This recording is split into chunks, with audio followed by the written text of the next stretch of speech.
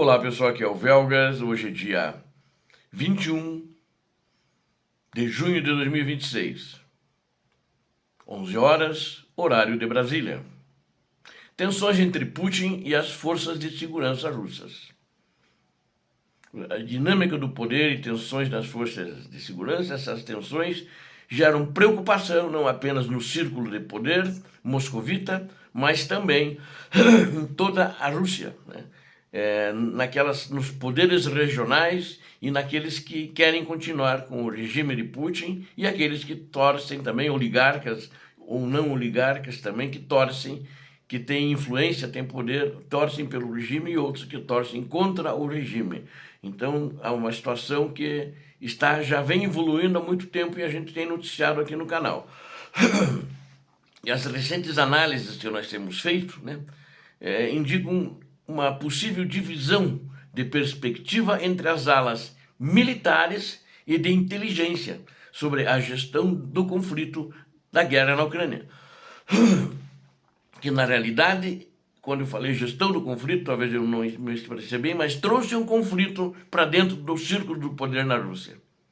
E o jornalista Hristo Grozev, ele aponta para uma divergência estratégica entre membros do GRU. GRU é a inteligência militar russa, ou seja, é do exército, não é KGB, não é o FSB. E oficiais do FSB, que é a atual antiga KGB. Quanto ao futuro das operações, relatos econômicos sugerem que a pressão sobre as refinarias de petróleo vai gerar desafios significativos para o abastecimento interno e a estabilidade social. Na realidade, isso é o que o jornalista viu na visão dele, mas eu colocaria assim, ó, já está gerando. Já para você comprar em Moscou gasolina, só 60 litros a cada 10 dias. Óleo diesel, só 100 litros. Que para quem trabalha com caminhão, transportar carga, sabe que isso é nada. E mesmo para quem quer viajar, é muito complicado. E, apesar das estradas russas estarem cheias de gente saindo de Moscou. Estima-se que mais de 250 mil estão saíram de Moscou até agora, depois do ataque que a Ucrânia fez, e as estradas continuam cheias e congestionadas, e também as saídas de Moscou estão lotadas de carros, um congestionamento não de dezenas de quilômetros, mas segundo relatos da Rússia, da própria Rússia, de centenas de quilômetros. Então, o caos já instalou-se na sede do Kremlin, na sede do poder russo. Este contexto explora as variáveis que acompanham o atual momento de incerteza política no Kremlin. Acompanhe a minha análise detalhada, considere os pontos apresentados e participe desse debate técnico aqui, né? Fazendo comentários sobre o que está acontecendo. Peço a você que não é inscrito, inscreva-se no canal. Aqui você vê a verdade. Peço a todos que deem um like e façam seus comentários. Muito bem-vindos. E compartilhem. É muito importante. Eu sei que posso contar com vocês. Muito obrigado.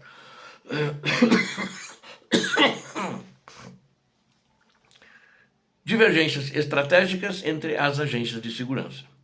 Observadores internacionais relatam um cenário de crescente complexidade nas estruturas de comando em Moscou. A gestão do conflito tem gerado debates internos sobre a eficácia das táticas usadas até o momento. Acho que esse debate está tardio demais. O jornalista Hristo Grozev descreve a existência de duas visões predominantes entre os oficiais de segurança da Rússia. De um lado, elementos ligados ao GRU e ao Ministério da Defesa, que defendem uma postura militar mais assertiva e maior liberdade operacional. Este grupo avalia que a condução atual das operações poderia ser otimizada para alcançar objetivos territoriais de forma mais rápida. Muito tarde, que eu acho que já mais de 4 anos, né, indo para 4 anos e meio agora no mês de julho, e acho que eles não vão conseguir, não conseguiram nada e o exército ficou muito desgastado. Mas há uma briga lá entre eles por causa disso. Em contrapartida, oficiais vinculados ao FSB, antiga KGB, e ao SVR. SVR faz parte da KGB, mas ela é vista como uma entidade separada. Ela é inteligência internacional, que, segundo consta, foi contra a invasão na Ucrânia. Acha que não tinha condições. Não porque não queria, não. Foi contra. Achava que era prematuro. Então eles demonstram preocupações com os custos prolongados da guerra. Então a inteligência militar e o exército pensam de uma maneira, a KGB e a inteligência internacional da KGB tem preocupações com custos prolongados da guerra. Eles já estão sentindo a parte econômica, talvez mais que os militares. Pelo que eu estudei uma olhada aqui, sem dúvida, acho que mais que os militares. Eles têm essa... Os militares reclamam que eles não estão comandando a guerra. Quem está comandando é o próprio Putin. Liga direto para o general lá na linha de frente e diz que o cara tem que fazer. Essa ala manifesta o entendimento de que o conflito traz riscos estruturais e que a busca por uma resolução diplomática seria necessária para preservar a integridade do Estado. Acho que a KGB e o SV, eles tomaram uma atitude mais madura, que eu tenho até falado aqui da situação difícil, só que eles não falam abertamente que a Rússia está desmoronando economicamente. Então eles já têm melhor essa visão. A indecisão sobre o rumo político sugere que o equilíbrio entre esses grupos influenciará as próximas decisões estratégicas da Federação Russa.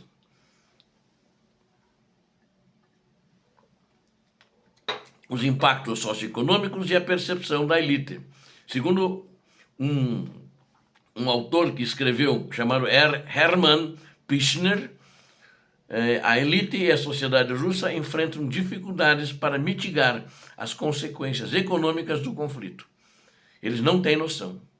A maioria, a expansão da OTAN e o fortalecimento de sua base de recursos são apontados como desdobramentos estratégicos contrários aos interesses iniciais de Moscou. Estatísticas indicam perdas humanas consideráveis e um impacto direto no mercado de trabalho, com a saída de jovens profissionais desqualificados.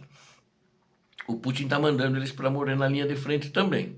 A perda de espaço no mercado energético europeu representou uma mudança significativa na balança comercial do país. É claro, eles achavam que eles começariam essa guerra, fariam a guerra e a Europa continuaria comprando petróleo e gás deles. Não foi o que aconteceu. E principalmente que o discurso de Putin, do Medvedev e outros membros da quadrilha do Kremlin sempre eram contra a OTAN. E ameaçando e continuam ameaçando com sobrevoos de drones, de algumas vezes com invasões do espaço aéreo, invadindo com caças, bombardeios os céus da OTAN. A economia russa lida com os efeitos das sanções e a necessidade de redirecionar fluxos comerciais e financeiros. Embora a repressão tenha mantido o silêncio por um longo período, observa-se o surgimento de manifestações públicas contra a gestão atual de Vladimir Putin. Analistas sugerem que a tolerância a essas críticas por parte de certos setores da inteligência sinaliza uma mudança nas dinâmicas de controle interno. A própria inteligência KGB, né, eles sabem que o mundo hoje, a própria Rússia mudou com esses aproximadamente 30 anos, depois que desmoronou, nos últimos 30 anos, a União Soviética, não é mais a mesma Rússia. As pessoas cresceram com liberdade. E as antigas da União Soviética não tinham liberdade. Elas, desde o início, foram pressionadas, eram mandadas para gulags, né? Eram fuziladas discretamente, mas o mundo sabia assim mesmo e não falava nada e não protestava. Agora mudou, né? E o povo russo sabe, e o povo russo não é tão idiota assim como muitos, não é o mesmo povo de anteriormente. Não se deixa dominar tão facilmente, embora que ainda até há poucos tempos atrás olhava, porque ele é chauvinista e imperialista, ele olhava com satisfação e apoiava a guerra. Agora que a guerra chegou em Moscou, em São Petersburgo, mudou a situação porque eles não querem isso para eles. E os desafios logísticos e alertas da instabilidade econômica. A eficácia dos ataques de drones contra refinarias de petróleo russas tem gerado interrupções operacionais críticas e uma diminuição de pelo menos 50% no refino de petróleo. Já falam entre 50% a 60%. Talvez até seja mais, mas eles tentam minimizar para não tocar pânico na população. Dados mostram que diversas refinarias de grande porte precisaram suspender atividades devido a danos estruturais. Essa redução na capacidade de refino projeta uma possível escassez de combustível no mercado doméstico. Possível escassez? Não. Aí eu vou fazer um adendo ao que o jornalista escreveu. elas já estão pressionadas, porque já existe essa escassez, não é uma possível, né? E é um período de alta demanda, agora está chegando, já está no verão, as pessoas queriam ir curtir férias e têm dificuldades de se locomover dentro da própria Rússia.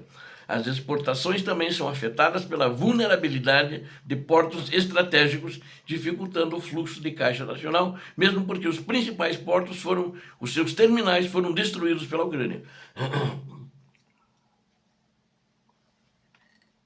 E o ditador Vladimir não gosta disso porque deixa de dinheiro para a guerra e tem que fazer dinheiro para reconstruir os portos e outros ativos destruídos também. Diante desse quadro, as lideranças políticas, incluindo membros do Partido Comunista, que, apesar do Putin não fazer parte desse partido, tinha muita intimidade com ele, e agora estão de biquinho também, de intrigas, porque o Partido Comunista alertou para a gravidade da crise econômica. Mas Vladimir Putin só tem na cabeça guerra, guerra, guerra, vamos destruir a Ucrânia. E não vai conseguir, só os idiotas que acreditam que vai e acham que ele é um deles. Gennady Zyuganov mencionou que a pressão sobre o sistema econômico atingiu níveis que historicamente precedem grandes mudanças sociais e políticas. Quem é Gennady Zyuganov? É o presidente do Partido Comunista Russo.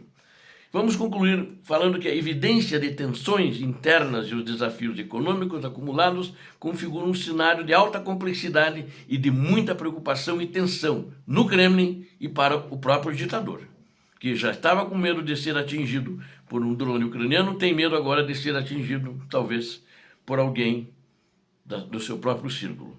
A capacidade de resistência logística e a unificação das agências de segurança serão determinantes para a continuidade da política atual.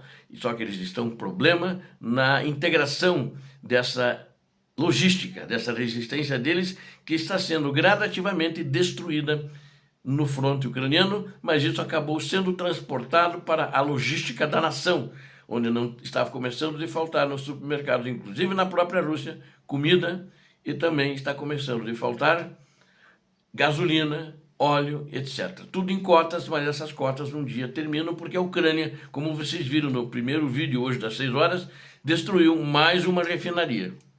Incendiou, pegou fogo, então não adianta. E a convergência de pressões externas e insatisfações internas coloca a Rússia, coloca o Kremlin, coloca o ditador Putin diante de escolhas fundamentais para o seu futuro. Obrigado a vocês que assistiram esse vídeo, eu conto com vocês. Não esqueçam. Peço a Deus que abençoe a todos vocês, a Deus que abençoe a Ucrânia, a Deus que abençoe o Brasil. Paz e bem, paz para toda a humanidade. Muito obrigado.